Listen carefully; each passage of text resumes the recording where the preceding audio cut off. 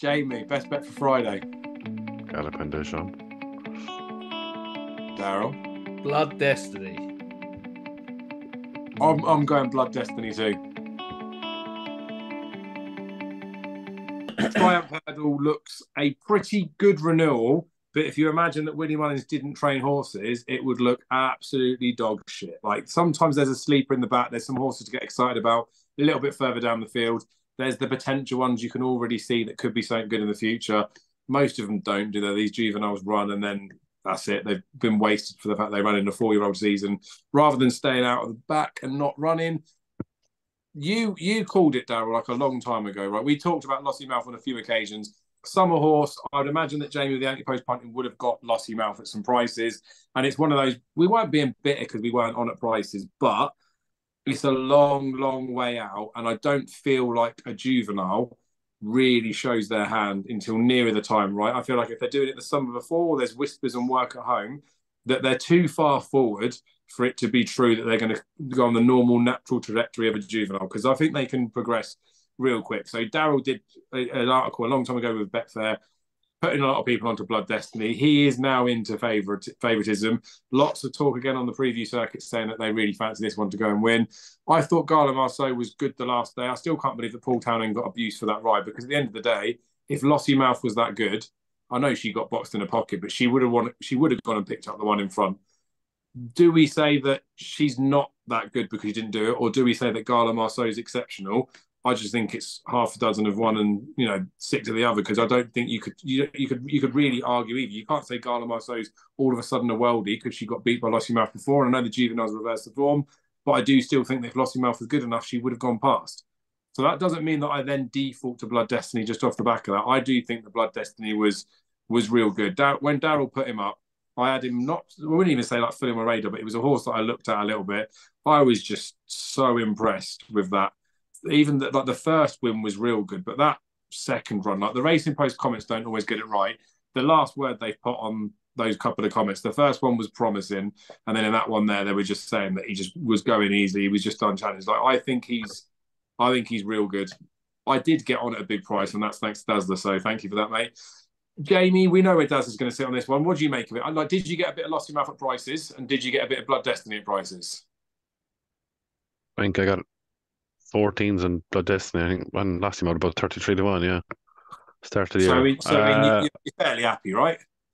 Well, very happy, yeah. I think they'll be first and second. Now, telling me who'll win is another thing. I think last time out definitely reversed the form of Gala Marceau anyway. Townend just got on a bit unlucky, really. Was a bit sound asleep, thought he was on the best horse, and Jack Foley stopped in front of him and he wasn't quick enough to go around him. What Darren said there at the start of the year with Marie Nationale, and they were quicker than Lossiemouth and all that, and that's what I always said that in the back of my head, is Lossiemouth that really that good? But the only thing is, like, there's no this is going to be a very small field, Dave, and where's the pace angle? Do you know what I mean? Probably Garland or someone will probably go out in front, and Danny Munn's probably said his own fractions, but I like, if you want to nail me down, I suppose, I don't know. To be honest, yeah, I don't really like. I hope they win one of the two of them, but I suppose if you put a gun to my head, I think Town will ride Blood Destiny. I think Blood Destiny will win. All right, yeah. She does look good, looking enough, because as much as I've like crabbed a little bit there, it's more just the fact that I don't like when we had, was it Quilixios, wasn't it, or Zana here that was winning in the summer, all of a sudden becomes like the big boy. I like the horses that go and progress past it, like Far Class, Mr. Adjudicator.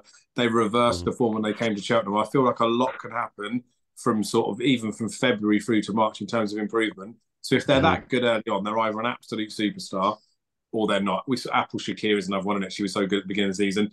Daryl, you obviously said about Blood Destiny. There is one little thing, again, doesn't really matter, but most horses that win this don't have as long a layoff as he does. I mean, he's only like 7 days out. Are you still bullish on him? Do you think he's potentially, we haven't seen the best of him? Do you think he's just an absolute world? He's going to shit home?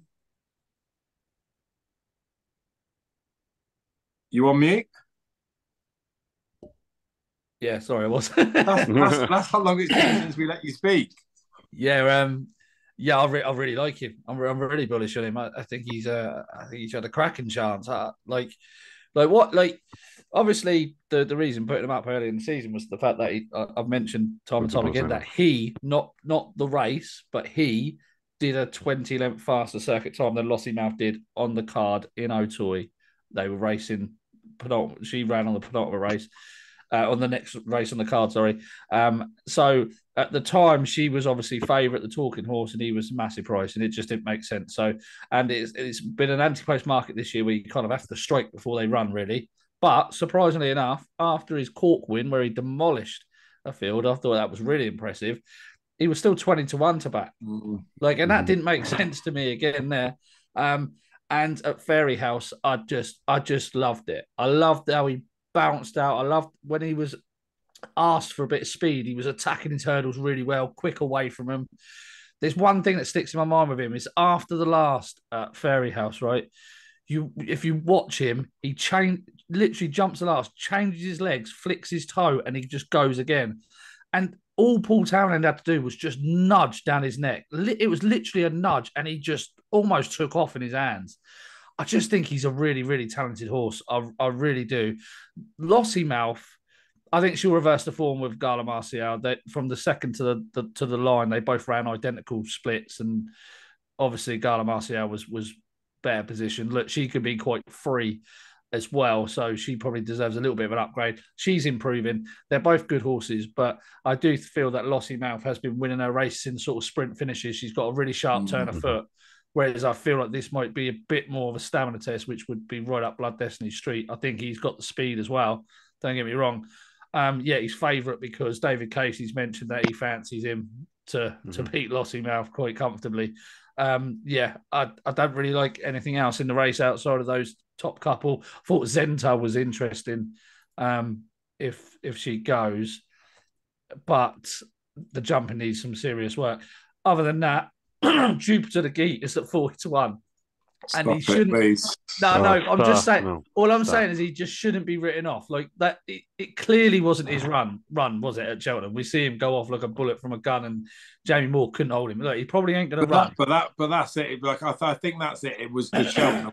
Like if you stick him on a flat track, he might be able to get away with it. When you're an undulating hill and you're trying to give him a breather downhill, you can't. Yeah, but you don't know that. He's only had 2 runs. You don't know that. What I'm saying is the time was really, really good. It was better than Hermé Allen at Newbury. Yeah, it was. And the form has worked out pretty well. Like, you really fancy Lucia.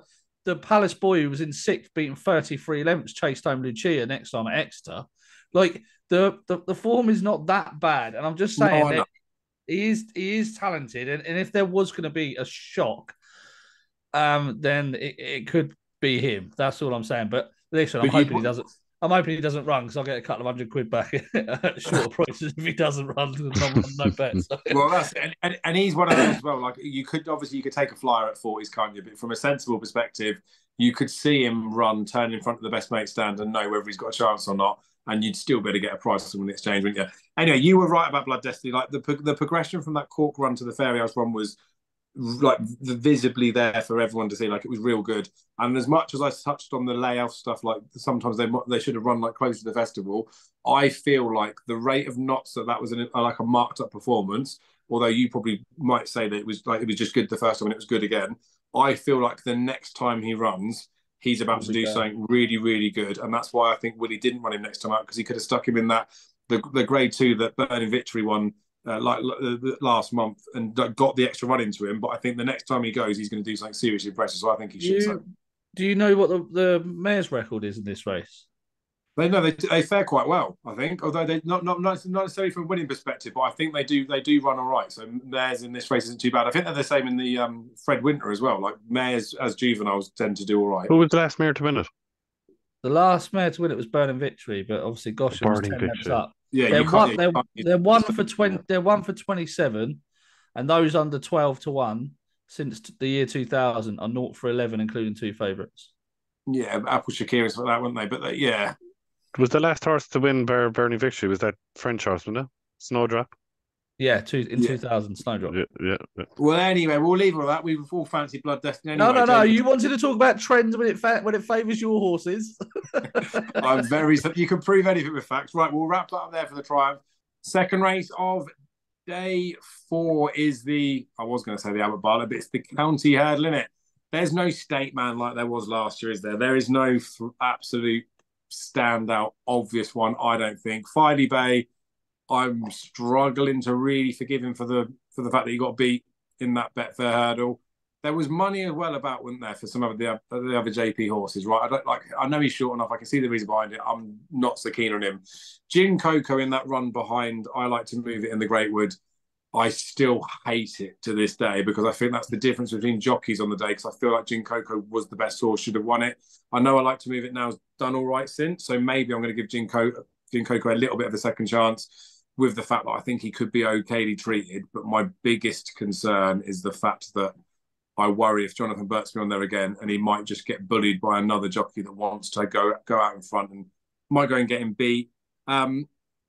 There was one at a bit of a bigger price that I started to get excited about, but I feel like you're both going to laugh at me if I say it out loud. So can I say it, but you're not allowed to have a go at me? Can't promise that.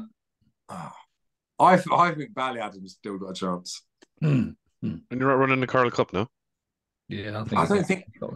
Stop it. Well, that's it done, isn't it? I also feel like No Ordinary Joe's got a bit of a chance. He was one of those that was backed in the bet hurdle and ran absolute dog shit. So I think he's got a race in him. It's not one that I'm overly keen on getting stuck into, to be honest with you. So I'm hoping you guys can give me some guidance. Jamie, am I wrong about Filey Bay? Do you deserve to be favourite? Do you think he's got a good chance?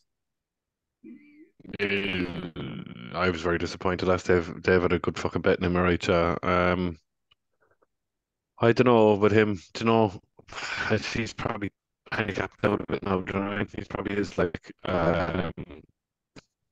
one, two. I came down. One was Jingle. Yeah, I thought if there was hurdles in that Greatwood, he probably would have won. I think Johnny Burke waited too long and thought he had a fucking machine underneath his arse, trying to think that he was going to beat Like to Move It. No, Like to Move It got a freebie in front of the Greatwood. As well, like, but yeah, the only other horse that I came down in Devils is the one that was second there and he didn't stay at the last day at Cheltenham Trials Day, and that was Pembroke. I think a fasty run 2 miles, 2 mile one in the county would suit him big time, but I don't really have a strong opinion compared to last year with State Man. But if you want 2 against the field at the moment, to be Gin Coco and Pembroke for me each way, yeah. Yeah, fair enough. Daryl, I will ask your opinion on it, but there's also another question I might just chuck out there, and you might be able to answer it too. Hunter's Yarn, right, was a horse that I didn't mention. I was just going to leave it to see if anyone else mentioned it, but I didn't think you would mention it. So because JB hasn't mentioned it, I'll mention it. Mm-hmm. He got given a mark of 147. You know what Willie's been like with these novice hurdlers, isn't we? And then he goes and runs them in these types of races, like your Saint-Ouen, like your State Manor last year. I thought this Hunter's Yarn was semi-interesting, and off the back, he beat that Imagine by 6 lengths. I think he's £8 higher from the British handicapper than that Imagine is. But that Imagine's being properly touted as Gordon Elliott's Martin Pipe horse. They're smashing out of him. I know Hunter's Yarn's relatively well found because he's like an 8-1 poke. Has he been one in this race that you've looked at and thought, again, with that profile of the novices for Willie Mullins that might come here, and did you think he had any sort of a chance? No, I think he's one of the worst handicap horses running at the festival, to be honest. Okay, good. We'll move on to what you actually fancy. It's just that, because I looked at it and I wanted to make a case for him and I was struggling to see how he was slower than Blazing Cow at Navan. That's good. I wanted to get some clarification on it because in case it didn't get mentioned. So go on then. What do you like in the county? Because you do all right in this race over the years, I think. Yeah, and I only like one horse this year as well. Just one. And that is Sharjah. Oh.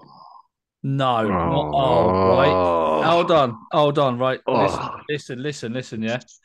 This horse has been left on his Irish mark after being dropped £3 by the Irish handicapper for his run in the Red Mills, right? That was on heavy ground at Gore, and it was a terribly slowly run tactical affair that didn't suit him at all.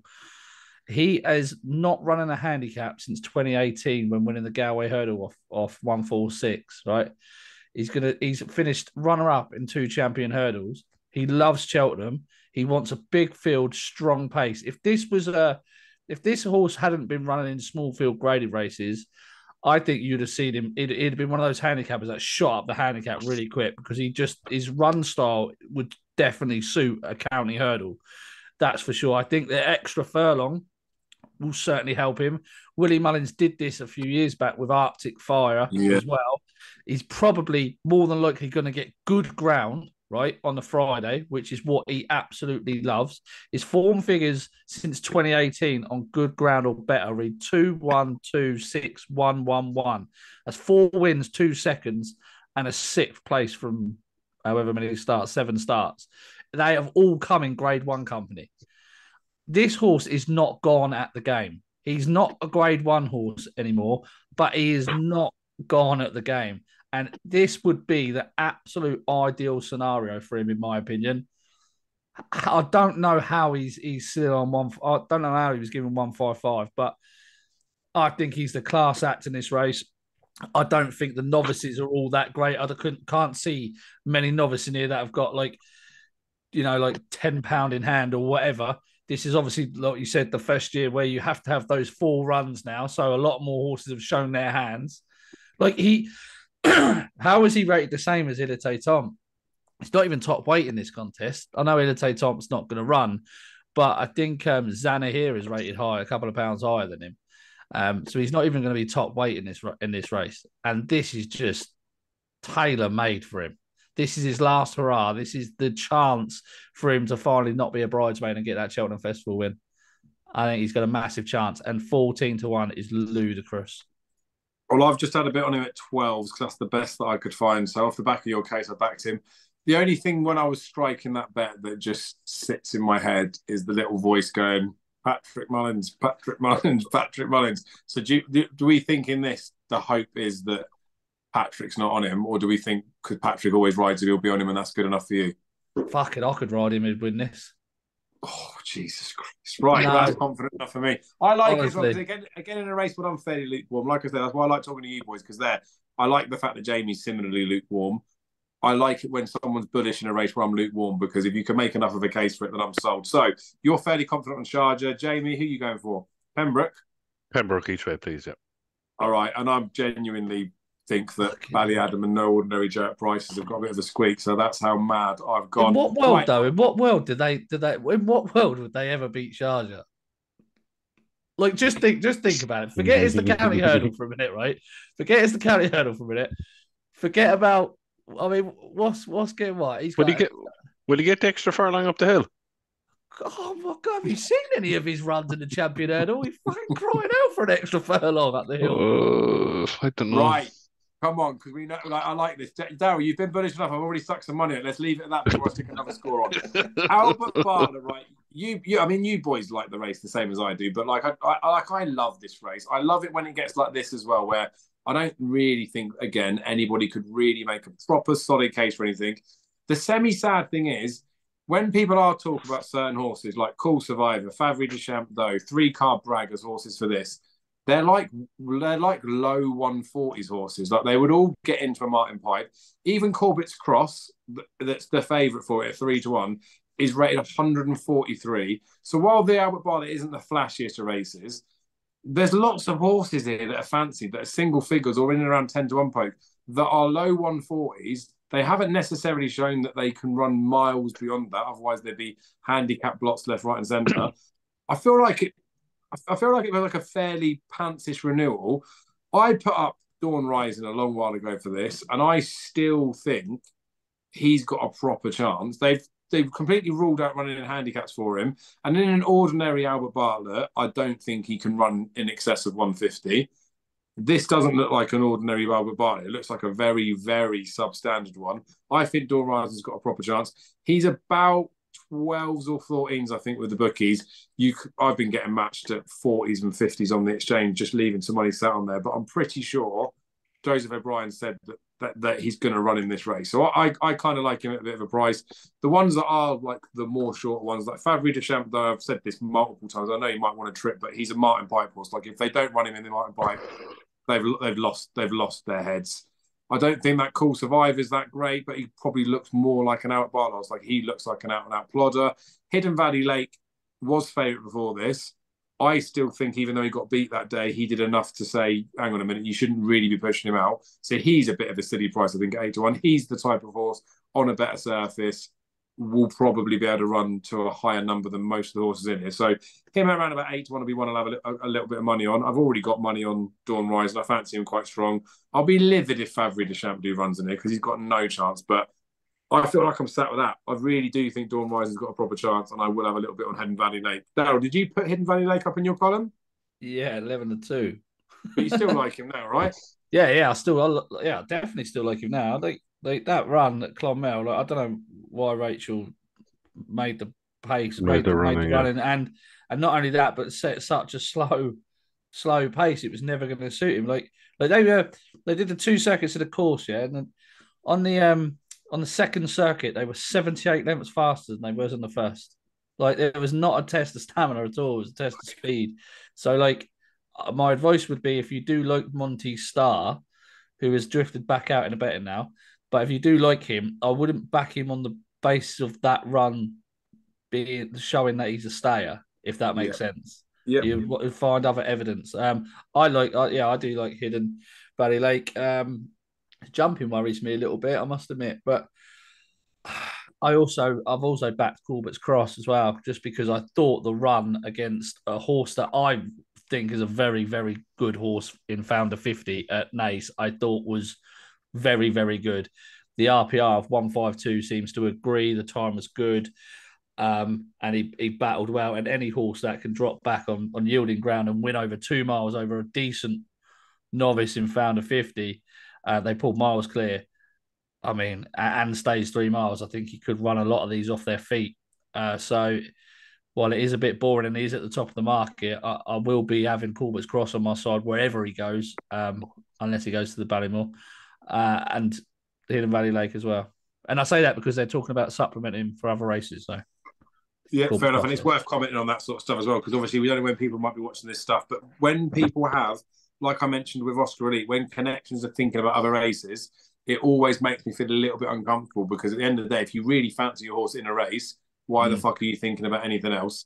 Anywho, Jamie, you must have, I don't know, I'll say you must have. I feel like this is a market that potentially we always want to try and get stuck into something early. We know we can hang fire for a little bit, but I feel like you must have backed Hidden Valley Lake. I have, yeah. I thought Rachel made a balls did it the last day, and you have to remember too that she was given £6 to Monty Starr. Yep. And will love a lead in the race, but I agree with Daryl. I'm like, I think if Corbett's Cross runs here, I think he'll just win. If you look back at last year's winner, the nice guy ran in a 2 mile maiden hurdle. If you have 2 mile pace, I couldn't believe he beat Founder 50 the last day. And he was really impressive, I thought, for the drop back to 2 miles. My question, would he go on the ground? He did. I think Founder 50 is definitely a horse for next year and has definitely massive potential, that horse does. And to beat him, now I know he had more experience, that's the obvious thing, he had more experience than Founder 50 last step, but I was really impressed. Now, as you said, you don't know where he's going, and that's the thing about it. They're thinking about supplementing for other races. The one horse that I've backed at a huge price in this, and it beat Monty Starr at Navan, and it was bought by the Chickenstown, and it's a horse called, and we love the ground, and it's a horse called Shambally Kid. And I think Paul Town will ride this Shambally Kid in the race, and I've backed him at 66 to 1, really early, about October, when he was moved to Willie Mullins and bought by the Chickenstown. He beat Monty Starr well at Navan over 2.5 miles. He's crying out for the step up to 3 miles, and he would definitely be my selection each way against Hidden Valley Lake and Corbett's Cross. But I think if Corbett's Cross runs, I think it'll win, yeah. Yeah, fair enough. And I like the fact that you've mentioned the 2 mile pace, because I can't believe I've not said that every year. I bloody say it, don't I? I like the 2 mile speed. So part of why I like the Dawn Rising thing. And I did look at that Shambally Kid as well, because he's been nibbled even more in the last couple of days. Again, because I do like the 2 mile speed, I didn't like his run over a short trip the first day. Like, he didn't stay like he should do. And like there, he will appreciate the trip. But when you get the horses like the cool survivors, like the absolute like rotten dour stayers, like your Santini, the boats, I do just think in the early parts of the races, they get taken off their feet and they get stung. So anywho, pushing for a selection, I am sticking with Dawn Rising. I'm relatively keen, but he's a price. He might not win. I'm not that confident. So Dawn Rising for me. Daryl? I'll stick with Hidden Valley Lake, just because we don't know what's going to happen with Corbett's Cross. But you will be Dutching with Corbett's Cross, right? Yeah. And then Jamie, for you?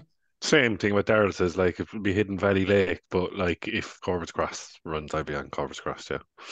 Fair play, boys. We might as well Dutch it up because it's Making Money Friday. All before we get stuck into the Gold Cup. This one, like, is a race that potentially we could talk for ages about horses back in behind. We know which horse it all revolves around in here.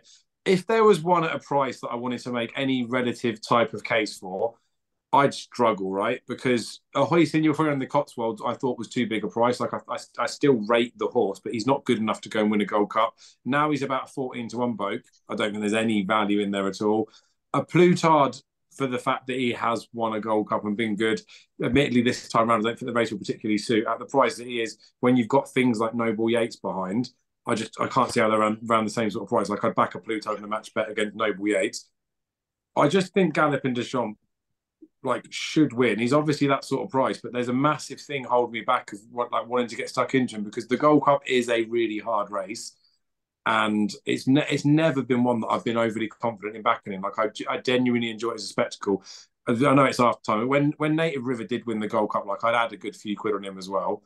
I didn't enjoy watching the race as much, even though he won, than I would do of other ones. So I feel like it'll depend how the first few days go. I might end up having like a few hundred quid on Galloping Deschamps. That's what I feel like. And that's the way that I'd go with it. But I feel like if I was struggling in the week, I don't feel confident enough that I'd want to be backing him to sort of find money back. Or he wouldn't be one of the ones on my shortlist where I say, I've got X amount of bank, make sure you get some money on Galloping Deschamps. So kind of like an afterthought, probably not the best gambling advice, but I do just struggle to see how he gets beat. I know he's not fully proven it yet, but like that run against Bob Ollinger last year was just devastating. Like I know Bob Ollinger was gone and he ruined all that sort of stuff, but you see like the Bustletons and them, like how far back they were. I know they weren't ridden into the race, but he just looks different gravy, doesn't he? Have you had a bet in it, Dazzler? Not yet. I'm waiting for him to have a little bit of a drift. He is at the minute. He's about 2.9 on the exchange Galloping Deschamps, but he's the one I want to beat with. I think if you want an each way play, I think Brave Man's game's pretty solid for an each way proposition. To be honest, he improved dramatically really for that King George, didn't he? Despite going wide and being on the wrong side of Long Presse, who would have a good chance if he was here. But yeah, I was so impressed with Galloping Deschamps the way he finished quickened up at Leopardstown. I think he'd be for me. Yeah, and that's where a key thing as well. Like I don't know how many of the viewers will actually bet on the exchanges or not. Not necessarily like an informative piece, but they're betting at 104% currently on the Gold Cup, right? And that's going to get closer to 100% nearer the time. They're already giving, like you say, they're like 2 to 1 Galloping Deschamps. When I don't know, what is it? Probably Booker's he's 6 to 4 top price, isn't he? That's a big difference in terms of betting. And because of the liquidity that there is in a Gold Cup market, if you don't bet that way, a shorty like him, you really want to be looking at the exchanges to get stuck in if you want to have a bet on him. Jamie, have you backed anything anti-post or not? Or what do you fancy now? Are you going to back anything?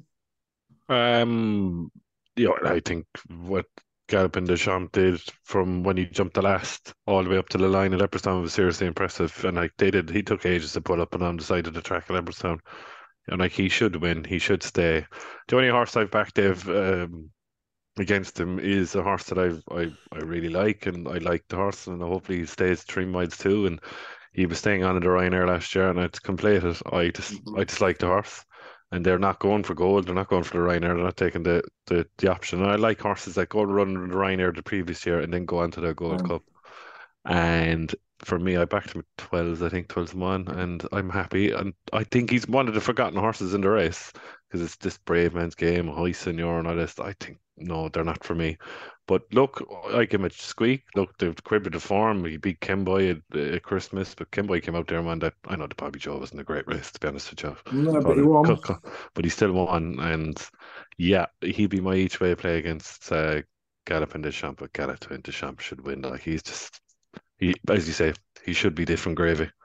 Yeah, that's it. And I feel like the conflated thing last year, especially, like sometimes you wonder, you should have gone on for a crack in the Gold Cup or not. Like I do think for this season, although he's got to face Galloping Deschamps, it was the best thing they didn't run him in the Gold Cup last year. I think this is the time to have a crack at it. A bit more of a mature horse. And on his best day, he's not better than Galloping Deschamps, but on his best day, he is better than a lot of the horses in this field, or at least he's capable of mixing it with them. So interesting one. Is anyone else the same as me though? Like there's I don't know, what is it because it's the Gold Cup? Is it because of whatever it is? But is there something that's like borderline holding you back, really getting stuck into Galloping Deschamps? Nah, I want to steam into him as soon as he touches. Like, I Do do. you- I do. I'm having a right good bet. Once he touches do you think it's because over the 3.0. Do we think it's because we know that the price is going to hold up and we know that there's no rush to back him, so we just leave it last minute and just smash him up? Because that's what I feel a bit like. I don't feel like I need to back him now. Like he can't. I don't think he can go off as short as he has been.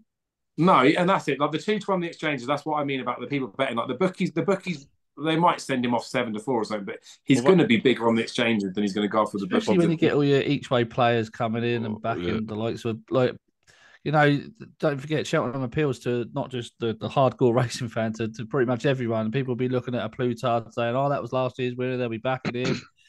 Brave Man's Game that will capture people's imagination. They'll back him. Do you know what I mean? Noble Yates, the Grand National winner. They'll know about him. Yeah. You know what I mean? So he has to come out a bit. I mean, if he can get 9-4, I'd be extremely happy.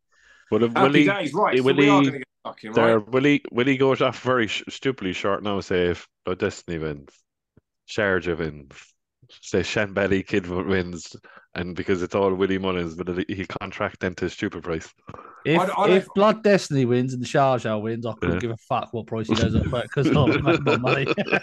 I will say though, Jamie, like genuinely, the liquidity at Cheltenham is like something else. And as much as the bookmaker money like rolls on, they'll lay their liabilities on the exchange if they need to do it. But honestly, like it proper, like the Gold Cup is obscene how much it holds up in terms of like volumes of cash. Anyway, let's move on to the Fox Hunters. This is one. Yeah, I found out some stuff today. I don't know if I'm allowed to say it or should say it or not, but there's something that made me like a little bit uncomfortable about this race. Full stop. But we'll talk about it as much as we want to talk about it. I feel like Secret Investors got like a bit of a squeak. Paul Nicholls knows how to train a winner here. We talk about horses that have like they've got the back class to go really well, and they don't tend to really do well in here. I've always liked Bob and Co. And the fact that Harry Derham's training him now, and I'm pretty sure Jamie Codd's going to ride him, isn't he? Like, it's mental. Like, I feel like Bob and Co.'s got like a chance of winning it.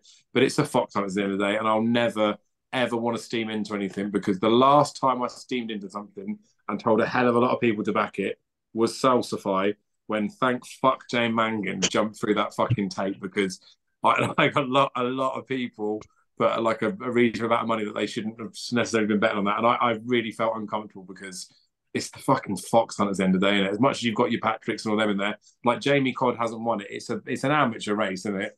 And it's, I don't know, it feels like a bit reckless. So I'm not that keen on anything in the race. Is there anything you fancy, Jamie? I think what I heard today, all right, that it's only 50-50 that it'll run. Wing Leader, I think Wing Leader if it got a better ride again, but I don't think it'll run because I think they think FOXHUNTERS is their main hope this year because I don't think Ferns Lock will run either. I don't really like the honestly, like I suppose the top rated horse from previous back form is Chris's Dream. Like, do you know what I mean? It might come in here, but I think it needs soft ground to be honest with you to be at his best. Stabbing like I will back Wing Leader if it runs because last year I think if it got a better ride it probably would have won, but like maybe it's 10 to the selection of FOXHUNTERS. I've to be honest with you, Dave, I've no interest. Yeah, fair enough. Daryl? No, nothing for me. Happy days. Right, we'll move on from that one. Let's get stuck in, right? Because this race was invented and everyone likes to just moan when something new comes in. I like the Mayor's programme, right? I know we'll say about the allowance, all that sort of stuff. The Mayor's Novice Hurdle, I like it. Like we touched on that like before, like it's getting more and more competitive. It's not just Willie Mullins beginning with the letter L. This Mayor's Chase, right? Again, I did trends. It's had 2 renewals, right? So look at the trends. Was Willie Mullins. Talk about wasting our time. But listen to this. It was Willie Mullins. It was 8-year-old, and it ran at the Cheltenham Festival before. Dulceta ticks all those boxes. So Dulceta's getting a little mention there. I do still think Zambella, right, it is potentially like I still don't think she's shown her best. And I know like she was relatively well beaten in the race last year, but I still think they could have done a bit better. And Daryl Jacobs said a little while back that they trained her to run through races through the season last year. This season, the sole aim has been Cheltenham for the mares because they feel like last year, if they hadn't have messed about winning other races, she was so close to Ellie May. They feel like if they'd have just targeted that race, they could have won it. It could be better than previous renewals. I still think she's a stupid price, and I don't know whether they'll do extended place today. I don't really know how many runners there'll be in there, but there's 17 runners that are in now. Potentially some of them won't go, but then there's lots of horses that might just go for the sake of running. You might get 4 places somewhere. She'll be the one that I want to back. Allegory Devassi, I think, is the best horse in the race. She's very exuberant and she obviously just like really enjoys her racing. And I don't like that with these top mares. Remember when Benny Juju had a chase or ran over here in Carlisle over fences, and like there's a different beast when a horse is like a really good jumper and just really, really talented. Allegory Devassi makes me really nervous. So at the price that she is, as much as I prefer her to Impervious, she just makes me uncomfortable. So I won't really be getting stuck into anything. I might look at back in Zambella if I can get some extended each way places, or maybe just back her in the place market. Darren, are you more confident on one? Nah, there's no real bet for me here. I'm going to think about laying Allegory Devassi though, but I want to see how she lines up on the day because she does jump violently out to the right, and if she's going to start doing that, I can't have her winning really. I think Impervious would be too quick for her if she does that. But obviously, Paul Townend could end up lining her up on the inside, and depending on how many runners there are, I might just keep her straight enough. And if that is the case, then I do think she's the most talented horse in the field. So. Yeah, I haven't really got a confident opinion, to be honest with you. But it's surely, if you like Zambella, you must like Pink Legend then, mustn't you? At 40-1. No, it's more with the Zambella stuff. It's like, again, comments, the romantic story and bits from there. It's very much just the fact that they, like Daryl Jacobs sat down and just was fully saying that almost the mare's chase was like a bit of an afterthought. Yeah, but he also thinks Nurseret's going to be a monster. No, I know, but I feel like, again, I know I love to poo-poo trainers and that sort of stuff, but I feel like Nigel Twiston-Davies, if he wants to set himself target in a race, he is capable of doing it. So whether they are fully targeting this or not, I don't know. But that run when she ran at Huntingdon, right, and she got beat, was one of those things where I was like, I know why she got beat now, because they couldn't give a fuck about Huntingdon. They're getting her ready for Cheltenham. She just went out for a spin. Same as Brandy Love going and getting beat. It doesn't sit as a negative with me. Yeah, she's drifted bundles since then. So again, it isn't a strong fancy. It's just trying to have the sake of having a bet in there. Jamie, you getting balls deep in any of the mares? No, not really, Dave. I think it's between Allegory Devassi and Impervious. Allegory Devassi, I'm a bit nervous of her, right? Yeah. Impervious jumps well, attacks her fences really well, jumps straight. The only danger to Allegory Devassi, she probably is the best horse in race, Allegory Devassi, but if she fucks up, Impervious will win easy. That's about it. Fair enough. Well, I'm going to back Dulcita and I'm going to back Zambella just for the sake of it. Darryl, are you backing anything? No, not yet. Jamie, I'm going to have to play it. I'm going to have to play it as they line up, honestly. Mm-hmm. Happy days. And it is a nice race. Like the Friday's a good racing card. I know the Gold Cup happens, that the tempers infuse them after, but let's not forget we have the Martin Pipe. It's a beautiful race, right? Like I said, Imagine's been a proper talks about horse, like Gordon's horse for this race, Gordon's horse for this. Langadan's mental, isn't he? Given the fact that it's like you don't know whether they're like trying or not. I think there's a reasonably like obvious case you can make of him, but I don't think he's got tons in hand. You might not need to have tons in hand. Firm Footings is another one of Gordon Edits that's been talked about, but again, it's all part of the same connections-y stuff. Just makes me feel a little bit uncomfortable in there. Cam Prond that I talked about for the Coral Cup, right?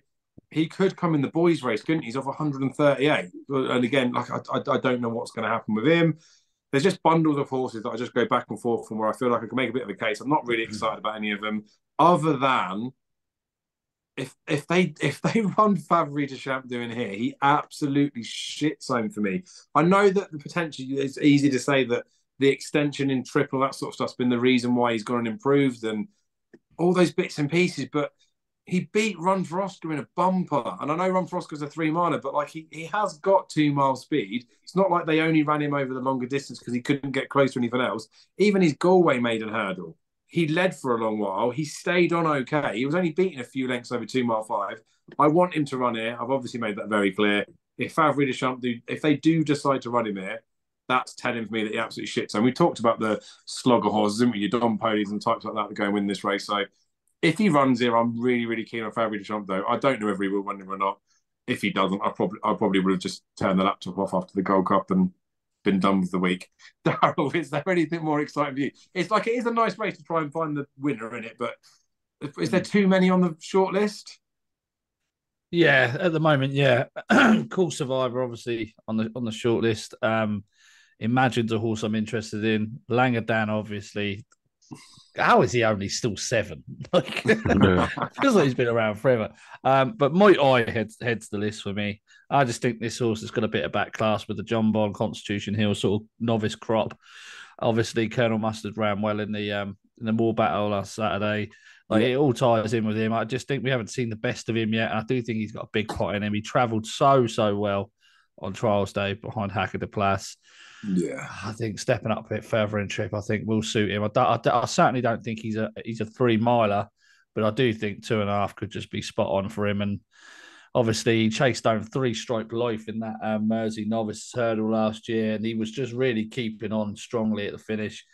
Yeah, obviously 3-stroke life 150 plus, isn't he? 145 is workable for me, and I think he's got a bigger pot in him. Nice. Well, I quite like that because he's one that will get a couple of quid for sure. Jamie, I feel like you're a fan of Muay Thai from back in the day, or am I wrong? I am, yeah. I'm totally in the camp of Muay Thai. I don't fancy, I'm trying to see, Dave, I don't fancy any of the Irish horses. I thought the winner is gone. I thought the winner was gone. I know what you were thinking with the one. I fancy the Irish horses, the Spanish Ireland, and Imagine. I just don't fancy the 2 Spanish Ireland. Even though looking at the race at Thurles last day, Paul Townend was looking across and saying, "Hold on a minute, I don't want to win this race to protect his mark." But now Willie Muns is on about he might not run. I don't like Imagine. I don't know what it is. It's just like he's a perennial fucking loser to me. Second. Do you know what I mean? I know, look, he's getting handicapped for the fucking part and pipe. There's no question of that. But I did come down on Muay Thai, yeah, and I really fancy him. It's all the back classes there, is exactly what Darrell says. He travels so well in his races, and I think finally, this could be his day. Yeah, and Langerdan. Yeah, and I think Langerdan can. Oh. The thing is as well, like Indefatigable, when she ended up winning the Martin Pipe, right? You do get a lot of these horses. Don't remember that. Please, now you're after annoying me now. I know, but we look Indefatigable because calling him a fire cost me not to arm and a leg. We look for all of these bits, don't we? Like it is the way, it's the nature of the beast. Let's look for the trial race, all this sort of stuff. But there's often a horse in the Martin Pipe that's around about the right sort of mark, but it's just a good horse around that number. And not when it comes to the day, because lots of novices come into this race and they haven't got the experience of it. Sometimes you just need that horse that's got a little bit of experience, which is worth the extra few pounds. So I quite like a little bit of Muay Thai. I'm genuinely serious with it. I know I said it before. Even in Gordon Elliott stable tours where they keep saying Fabry Deschamps is going to go for the out bar, that sort of stuff. I still think he's got to come for this race. We'll see what happens, won't we? But if he comes here, like I say, it's telling. If they've said all along he goes out of Bartlett, if they do decide to run him there, it's even more telling. So anywho, round the table, it's Fabry Deschamps for me if he runs. He's probably not going to run, so it'll be Muay Thai. Dazzler. Sorry, Muay Thai, yeah. Jamie. Muay Thai, yeah. Balls deep in the finale. Right, boys, I really appreciate your time on this. I will get this cropped up and out in the next couple of days. No doubt I'll speak to you before the festival. If I don't, which I definitely will, be lucky. Best bets on the Friday or not? Oh, yeah, best bets. best bet for Friday. I'll go last. Jamie, best bet for Friday. Galopin Deschamps. Daryl. Blood Destiny. I'm going Blood Destiny too. We're on a bit of surprises, but I still think 7-4 about him's all right. Yeah. Balls deep. Right. Cheers again, boys. Be lucky, and I'll speak to you again soon. See you later. Okay.